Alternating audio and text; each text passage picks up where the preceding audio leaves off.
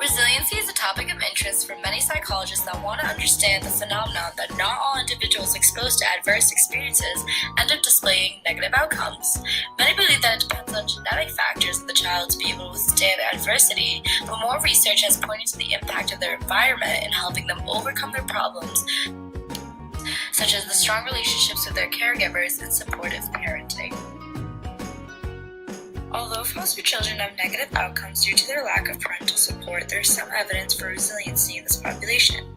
Interestingly, the neurobiological effects of the early life stress in foster children doesn't occur to all of them.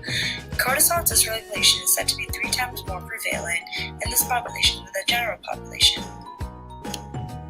This means that compared to the 10% of children that have dysregulated cortisol levels, 30% of foster children do, meaning that 70% of the rest of them show typical cortisol production.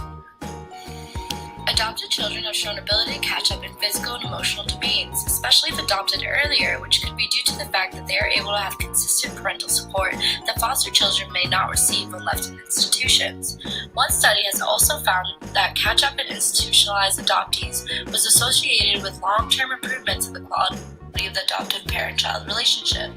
We also found that favorable outcomes such as emotion regulation, academic adjustment, and middle childhood were more likely in children who during the preschool years had typical developmental status, particularly in attention and executive functioning, and who had lacked environmental stress during early childhood foster care experiences.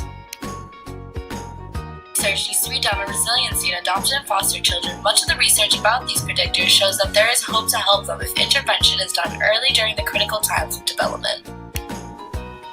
So, what can we do to help maximize the likelihood that looked after children and adopted children's outcomes will be as positive as possible? It is important to note that most existing literature regarding these intervention strategies targets foster children, while relatively little research has been done on interventions specifically designed for adopted children. The intervention studies found that healthy development requires consistent and nurturing care from a primary caregiver. The absence of this care may threaten the child's well-being. Evidence was found that if foster parents are trained to use positive and consistent parenting styles, this can reduce a child's behavior problems.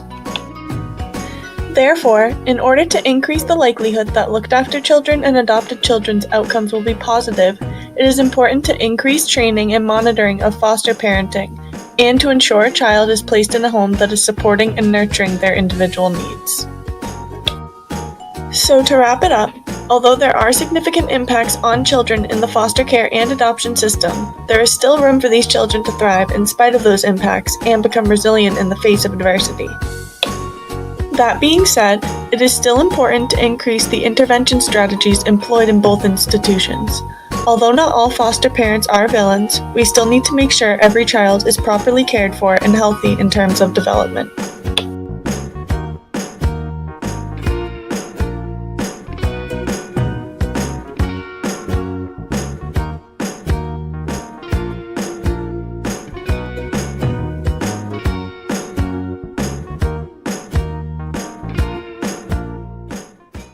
Created using Powtoon.